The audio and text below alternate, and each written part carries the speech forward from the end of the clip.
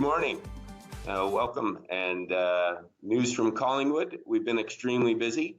Collingwood Council is now back to their regular schedule of council, standing committee, and local board and committee meetings through video conferencing. So a slight change there, but we're extremely busy here in Collingwood, working with our residents as we work our way through this virus and prepare to reopen our businesses and downtown. So we're taking our lead from the province, and we're obviously proceeding very cautiously.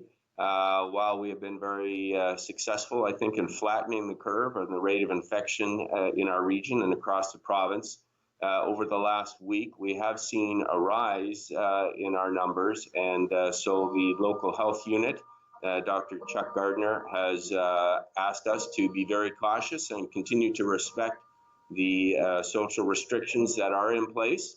We want to proceed cautiously, and we don't want to undo all the great work that we've done so far.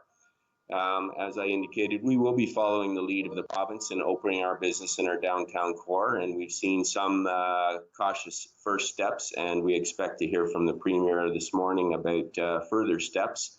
As we head into the long weekend, we're asking our residents to stay home while we look forward to having our tourism sector back and day trips. Now is not the time. So while we ask our residents to stay in Collingwood, we're asking residents outside Collingwood to please respect that and not come yet. We're looking forward to having you when the time is right, but it is not right yet. We have a local task force that's been working on the economic support and recovery. They've been very hard at work. They're into their fourth week now. They've met with 17 private and public sector stakeholders to get input, including our BIA and Chamber of Commerce, among others. And we're working very hard to make sure that we can do everything in our power to assist and support our businesses and our employers moving forward, so that as we do come out and get back into our normal routines or quasi-normal routines, people have jobs to get back to. We've been working very hard in making sure that we can support our businesses and restaurants who have turned around, and many are doing takeout. So Wednesdays is National Takeout Day, and we've been ordering out on Wednesdays in my house, and I would encourage others to do the same. We have online programs through the Collingwood website, collingwood.ca. There's a COVID website.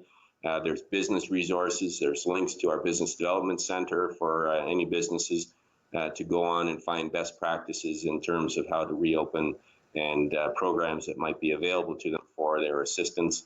And we're working closely with the county and our neighbors, like the town of Blue Mountains, to make sure that we're working together on that front.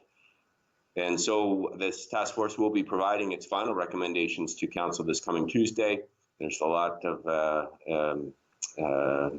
anticipation at council about receiving that report and getting to work to help our local businesses and our economy. And we certainly are available for our residents who have any questions about programs, parks, trails, the launch pad at the marina. So please feel free to reach out and contact us, or to contact me in my office. As we've gone through this crisis, I have always known that this is an incredibly generous and compassionate community. But over the last 6 weeks, as we've worked through this pandemic, it really has been inspiring for me to see how our community has galvanized to come together, to work together. We've seen local businesses retool to make hand sanitizer, face masks, face shields, gowns. We've seen the public taking up sewing these things on their own and making them available at no cost to our local seniors' homes and hospitals and other residential programs. Just this past Tuesday, I was sitting in my office at 1:15. I got an email from Major Neil Evenden at our local Salvation Army. He had just had a call from a local grocery store chain that was donating 2 pallets of food for the Salvation Army Food Bank. Cash equivalent was about $4,000. And he was emailing the town to see if we could provide manpower to help to move that food from the grocery store to the Salvation Army. And that came in at about 1:15. By 1:30, a response had gone out from the town. Our public works guys said they were absolutely available, and the food got moved within 24 hours to the Salvation Army. So to me, that's just another shining example of how our community has come together and worked together to support those at risk, but also to support each other in these trying times. And it really has just been very inspiring to myself, to council, and really, I think, to all of town. So to Collingwood and Collingwood Strong, very proud of them.